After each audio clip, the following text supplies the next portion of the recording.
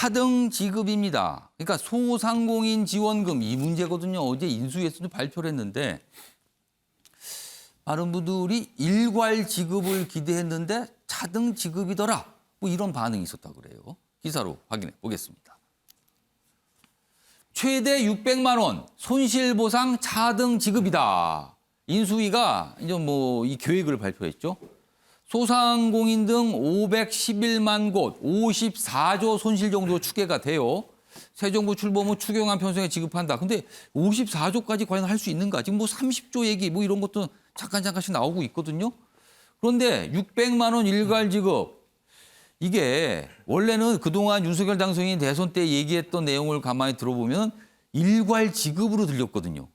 근데 어제 발표는 그게 아니라 차등. 그러니까 어느 곳은 좀 많이 주고 어느 곳은 적게 주고 따로따로 주겠다는 거잖아요. 그리고 최대가 600만 원.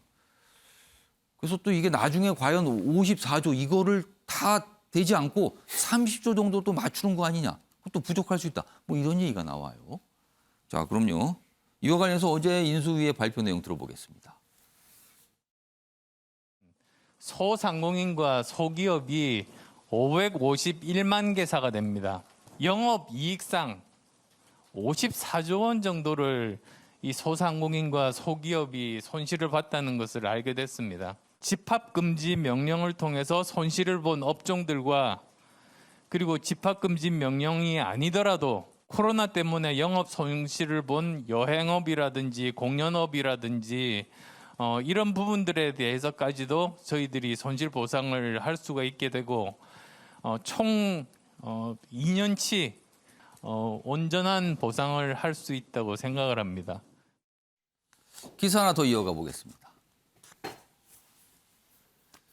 600만 원씩 일괄 지급한다고 그동안 얘기가 이랬었죠. 근데 인수위 손실보상금 차등 지급 얘기를 꺼냈습니다. 뭐 역시 뭐 여기 있죠.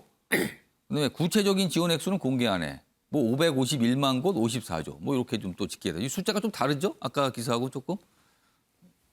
자, 그리고 소상공인들 이거 공약 얘기한 거하고 좀 다르잖아요. 후퇴한 거 아닙니까? 이런 목소리도 지적도 나왔다고 합니다. 이 얘기 좀 해보죠. 그러니까 그동안 윤석열 당선인이 대선 때는 일괄 지급 이 취지의 얘기를 좀 많이 했어요. 그리고 사실은 문재인 정부에서 과거의 피해에 대해서 그러니까 어떤 기준점이 있는데 그 기준점 이전의 피해에 대해서는 손실보상이 아니라 뭐 피해 지원이다 이런 용어 쓰는데 이런 것도 비판했거든요. 근데 이번에 그런 얘기가 다 나왔어요. 그러니까 일괄이 아닌 차등으로 간다. 그리고 과거 소급 적용은 하지만 사실상 소급 적용 효과를 누리기 위해서 피해 지원금이라는 이름으로 뭔가를 하겠다. 이런 얘기가 나왔거든요. 이거는 어떻게 된 겁니까? 그럼? 제가 보기에는 윤석열 새 정부도 예. 현실을 보게 된 거죠. 현실을 만났다. 예, 현실을 만났죠. 우리 국가의 재정상의 현실을 보고 이렇게 바뀐 걸로 생각하고. 예. 근데 소상공인들 입장에서는 올 1분기에 문재인 정부에서 400만 원씩 손실보상금을 일괄 지급했습니다. 아. 그래서 소상공인들은 1분기에 400만 원. 예. 윤석열 정부가 들어오면 600만 원. 어. 1000만 원 정도 오면 우리가 충분히 보상이 되겠다. 예. 라고 다 생각하고 있었는데 그게 아닌가요, 그럼? 이제 지금 말을 약간 바꾼 거죠. 사실 이렇게 바꾸려면 당당하게 이야기를 해야죠.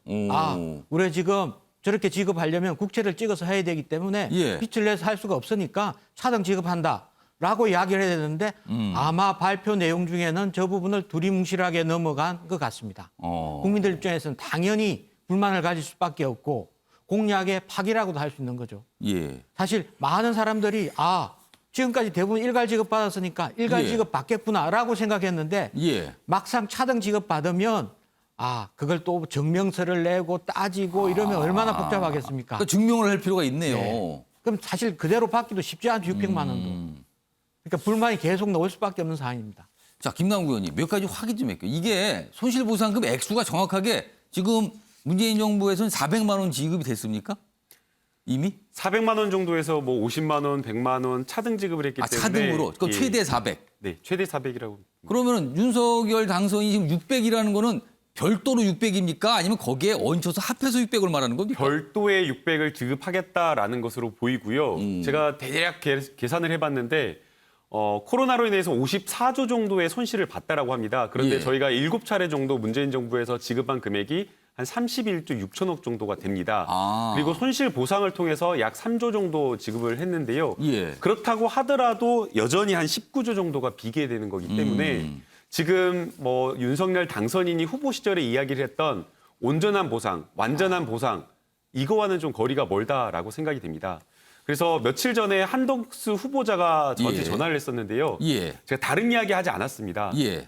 이것만 지켜달라. 아, 손실보상 부분. 손실보상과 관련되어서 자영업자들 너무나 힘들어하기 때문에 예. 이거는 윤석열 후보자가 또 약속한 거고 이재명 후보도 약속한 건데 문재인 정부가 이거 잘못했다. 똑같은 잘못 반복하지 말고 헌법에서 명령한 대로 상식적으로 그러니까 문재인 손해를- 정부가 좀 소극적이었다. 손해를 본 만큼 배상을 해주라라는 겁니다. 그러니까 그걸 당부를 하셨어요? 네, 너무나 이거 상식적인 일이기 그러면 때문에 총리 후보자의 반응은 뭐였습니까? 잘 살펴보겠다라고 이야기를 살펴보겠다. 했는데 이렇게 될까봐 제가 미리 며칠 전에 이야기를 했던 거예요. 근데 어제 인수위는 이렇게 발표를 했는데. 그래서 제가 걱정돼서 말을 했는데 여전히 못 챙긴 것 같습니다. 예. 이거 좀 손들 드셨어요. 장혜찬 단장, 그다음에 이종훈 평론가 순서로 들어보겠습니다. 장혜찬 단장. 일단 저는 이게 최종 확정안은 아니라고 생각을 합니다. 인수위에서 이런 안을 내놓았지만 예. 여기에 핵심은 일단은 최저 하한선을 좀 올리겠다는 거예요. 지금 문재인 정부에서는 50만 원이 하한선인데요. 그 최저 지급액을 올린다는 내용이 명시되어 있고 통계를 좀 잘 살펴봐서 피해 규모를 잘 파악하겠다는 것인데 예. 김남국 의원님 말씀하신 것처럼 선거 때 약속을 최대한 지키는 방향으로 가야 하기 때문에 예. 차등 차등 지급보다는 적어도 1회에 한해서는 일괄 지급 형식으로 갈 수 있지 않을까 하는 고민을 추경안을 내면서 새 정부의 기재부 등에서 하지 않겠습니까? 또 구체적으로 이 안을 확정해서 실행해 나가는 것은 새로운 이제 경제부총리와 기재부의 몫이기 때문에 이건 약간 국민 여론을 수렴해서 바뀔 수 변형의 있다. 여지가 있는 어제 것이지 그 이게 내용이 전부가 아니라 뭐 바뀔 수 도장이 있다. 꽉 찍힌 이 최종안은 아니다 정도로 생각하고 싶습니다. 그러니까 이 어제 나오자 단박에 이제 아니 일괄이 아니라 차등이군요. 그리고 과거 소급은요. 뭐 이런 게 질문이 나온 거예요 어제. 자 이종훈 평론가. 네, 저는 뭐 지금 장 단장도 얘기를 했습니다만은 이게 최종안이 아니기를 바랍니다. 이게 만약에 최종안이 된다면 윤 의원님이 말씀하신 대로 이건 대국민 사과해야 돼요. 윤 당선인 입장에서는 대국민 사과해야 돼요. 아 파기에 이거는 파기다. 실제로 이건 윤 당선인의 그 가장 중요한 공약 중에 하나였어요. 예. 주요 공약 중에 하나였고 그리고 지금 또 하나 생각해야 되는 게 윤 당선인 같은 경우에 후보 시절에 예. 1,000만 원이라 그랬어요. 1,000만 원. 1,000만 원이라 그랬는데 추경호 경제부총리 후보자가 예. 당선된 이후에 앞에서 400만 원 지급한 게 있으니까 예. 그거 합치면 1,000만 원 되는 거 아니냐. 선거 기간에 많은 아, 사람들 400 플러스 더하기 600, 1000 뭐 이렇게 계산이 선거 되는 기간에 거예요? 많은 그 사람들 유권자들은 윤 당선인에게 투표를 줄 때 예. 1,000만 원 주는 줄 알았죠. 이게 400 플러스 600이라고 생각 안 했죠. 게다가 윤 당선인 같은 경우 후보 시절에 이 부분에 대해서 야당이라든지 언론에서 어떻게 지급할 수 있냐 그걸 예. 현실적으로 국채 발행이라든지 나라의 부채 등등을 감안한다면 이게 가능하냐라고 얘기했을 때 할 수 있습니다. 예. 재정 지출을 줄이면 됩니다. 예. 재정 지출을 손보면 됩니다라고 했잖아요. 지금 재정 지출 손보는 문제가 아니에요. 국채 발행하겠다고 지금 나오고 있습니다. 예. 어떻게 보면 본인이 후보 시절에 했던 말이 다 뒤집어진단 말이에요. 예. 공약 파기되고 다 뒤집어지는데 이걸 제가 당선돼서 현실을 보니까 안 되네요라고 한다면 대국민 사과해야죠. 뭔가 설명할 필요가 있다는 네. 거예요.